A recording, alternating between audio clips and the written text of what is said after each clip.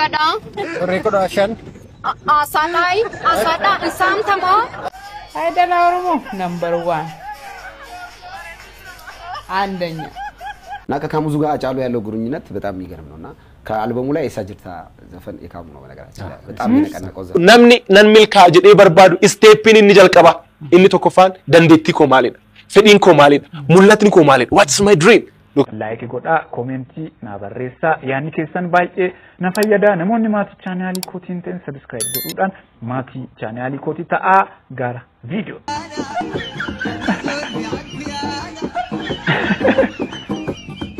itti taphattee haaluma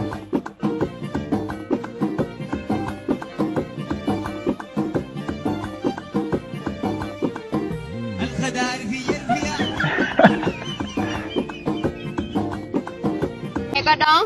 Rekodashan. Asadai. Asada insam tamo. Alasama. Mali wansa insam tamo. Saba. Nabusi. Nambu amadanin kafalu berikudashan. Asadai. Maloga noftare nambu amadanin. Hello gana jiran jira saba. Inno gana innati. Soqa. Hojoje na Bashkadan sergatei. Maqqa goftati nachibona rati gadi tai. Afan betani itina imam saba na falattu. Birishan qofan qaba isuman si kennaga. guys lala asirratti jechu biyyaa fi jaartii abbatu eeggata kiyyaan alaala duuba akkitti eeggatu jaartiisa zabanya matee bal wallahi kanatti akkana bakka lala bodyguard fakkaata intalli andanya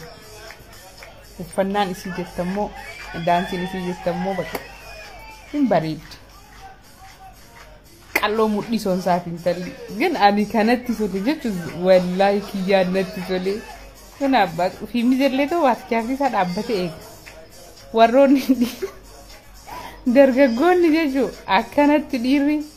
dayyuu san ta'in jaartiisa san akkanatti eeggadha hin eegganna jaalazaa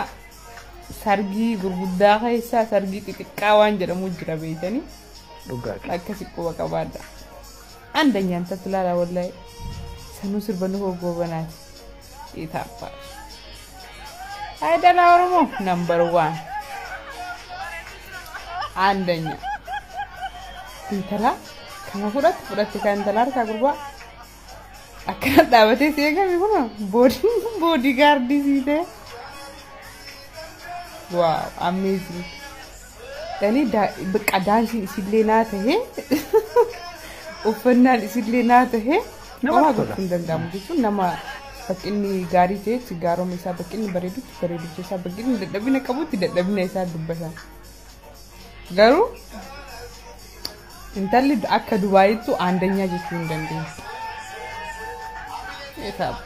haadha manaa keessan yookiin jaartii keessan akkanatti eeggadha sirri jettee jitti cidha guddaa keessa ciini xiqqoon waan jirtuuf akkanatti eeggadha አጫሉ ጋር እንተዋወቃለን ካሙዙ ጋር ይመጣ ነበር ስቱዲዮ እና ካሙዙ ጋር ይመጣል አጫሉ እና ከካሙዙ ጋር አጫሉ ያለው ግንኙነት በጣም የሚገርም ነውና ከአልበሙ ላይ የሳጅርታ ዘፈን የካሙ ነው በነገራችን ላይ በጣም የነቀነቀው ዘፈን ካሙዙ ይችላል ማለት በምክንያት እና ካሙዙ ጋር ሲመጣ ነው አጬን የተዋወቁት ከምታስበው በላይ ሌላ ባህሪ ነው አጫሉ ያለው ምን አይ ባህሪ ያለው አንደኛ በጣም ኮሚክ ነው በጣም ቀልደኛ ነው ያወራል እኔ ምን አወራለሁ ሰው ነው ያወራል ያለ እኔ መች አጫሉ በፈለከው ርዕሰ ጉዳይ አንሳ ሐሳብ ይሰጣል ርዕሱ ምንም ይሁን ግን ሐሳብ ይጠላል ከዛስ ፌደራሊስት ነው ፌደራሊስት ነው ሳይንስ ለምሳሌ ኛ ስቱዲዮ ወላይትኛ እናወራለን አይደል ሌሎች ዘፋኞች አሉና ከተገናኘን ወላይትኛን ምናወራ አጫሉ ወላይትኛ አታውሩ ሰው ይደብራል አማርኛ እናወራ ነው እንታምናል ሌሎች የአማርኛ ዘፋኞች ይደብራቸዋል ብሎ አማርኛ እናወራ ወላይትኛ ለምን እንደምታወሩት ብሎ ነካሙዙን ይቆጣ ሰው ይሄን ሰው እኔ ስለማቀው በልቻለሁ ከሱ ጠጥቻለሁ ከሱ ስለዚህ ስለማቀው አወራውት ያወራውለት ነጥብ እኮ አጫሉ ለምን አልተሸለመም አይደለም ያልኩት ነው ቢስሊንም እንደዛ ነው ተረዳት ሚስቱ መታለች እዛ ቦታ ላይ በጣም ተሰብራለች ልጆቹን በትኖ ነው ሄደው ድንገት ነው የቀረው ወጥቶ ለዚህ አንድ ነጥብ አወራው አትሊስት ለሚስቱ ክሬዲት ቢሰጥ በትንሹ ጓንደና መጣሽ ምናምን ቢባል ነው ያልኩት እኔ ኖርማላይዝ አድርጌ ነው አወራሁት ከሌላ አንግል አይደል እና ከዛ በኋላ ሶሻል ሚዲያ ላይ ታርጋ የሚለጥፉ ብዙዎች አሉ ስም ይሰጡ ኢትዮጵያዊ የሚሉ ሲፈልጉ ደግሞ ዘረኛ የሚሉ አሉ አንተ ብዙ ጊዜ ምን ነበር የምትለው ዘረኛ የለም ብሔርተኛ እንጂ እሱ ኦብቪየስሊ እኔ ያልኩት ሳይሆን ዓለም ላይ ያለው እውነታ ነው እና በጣም እየደበረ ይመጣ ሶሻል ሚዲያ ላይ ያለው እንትን በጣም እያስጠላ ይመጣ እልውስ ከተው ነበር የሆነ ሰዓት በጣም ለኛ ስለሆንኩኝ እልውስ ከተው ኢትዮጵያዊ አሉኝ አርብለት ሰኞ ዘረኛ ናሩ ውድለት ምን እንዳልኩ አላውቅም በዛ ጋብና ይሰጣል ይነሳዋል ሰርተፍኬቱ ከተመቻቸው እነሱ የሚወዱትን ነገር ካረክ ይዋር በቃ አንተ አንደኛ ንጉስ ነው jalqabarraa hanga dhumaatti haasaa isaa kana dhageeffattanii jirtan yoo ta'e waan isinitti dhagame waan hubattan koomentii irratti naa barreessaa viidiyoon itti aan icciitii milkaa'inaa stepin inni jalqaba yeroo hundumaa find your passion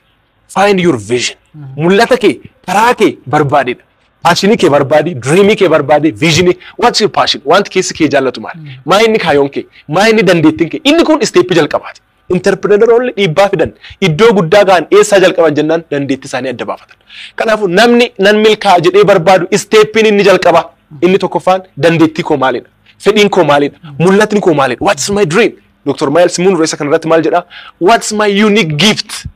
kennaan adda waaqayyoo keessa koo kaa'ee maalidha Aliko Dangote abbaan qabeenyaa Afrikaa keessaa tokkoffaa ta'e Itoophiyaa keessatti Dangote simentiin jira Nigeria keessattis addunyaa adda addaattis qabeenya baay'ee qaba namni kun Afrikaa irraa tokkoffaadha Afrikaa irraa addunyaa irraa sadarkaa guddaa qaba egaa interview goof godhan akkuma gaazexeessitoonni akkuma itti gaafattu kana isa gaafatanii warra Dangote yoo gaafatanii dhoksaan milkaa'ina kee maalii jennaani dhoksaan milkaa'ina koo I am focused jedhe waan danda'u waan jaalladhu waan beekuun hojjedha that's passion that's dream that's vision waan dandeessu kanaafuu namni tokko waan hojjetu sana yoo jaallate waan danda'u sana yoo hojjete inni milkaa'a kanaaf Dangoteen waan hin dandeenye hin hojjedhu waan hin beekne hin hojjedhu waan hin jaallanne hin hojjedhu kanaafuu steepin jalqabaa waan barbaaddu sana hojjechuu biyyuma sana Nigeria keessatti YouTube irratti amma birrii guddaa kan argatu Mark Angel kan jedhamu yoo beekta ta'e nama sana hin beeku komeediyaaniidha jimaata viidiyoo daqiiqaa 5 duwwaa gadhiisu amma miiliyonerii ta'eera miiliyoner mucaan xiqqoo takka isa wajjin hojjettu Imaneellaa jedhamti isheenis isa wajjin hojjetti miiliyonerii taatee Afrikaa darbee hamma Awustiraaliyaatti badhaafamte akka addunyaatti maal hojjetanii daqiiqaa 5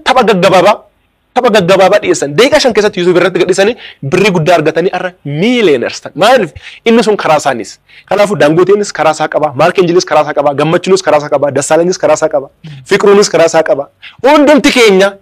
karaa keenya irratti yoo hojjenne in milkoofnaadha kanaafuu steepin tokkoffaan garuu maalidha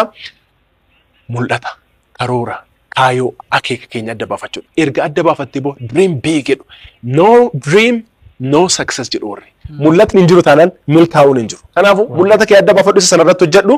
isa san steepii tokkoffaadha paashinii keenya dandeettii keenya adda baafachuun jedha kabajamtoota daawwattoota kiyyaa hanga ammaatti nafaana turtan viidiyoon har'aa kana fakkaata viidiyoo kanneenitti akka bohaartanii fi barnoota irraa argattan abdii guddaa qabaa yaada keessan koomentii irratti na barreessu hin irraanfatinaa namoonni hanga ammaatti ilaaltanii laayikiin godhinis laayikii godhaa yaadni keessan baay'ee na fayyada kanaafuu koomentii irratti na barreessu hin irraanfatinaa ana wajjin viidiyoo itti aanuun walagarraa hangasitti turtii gaarii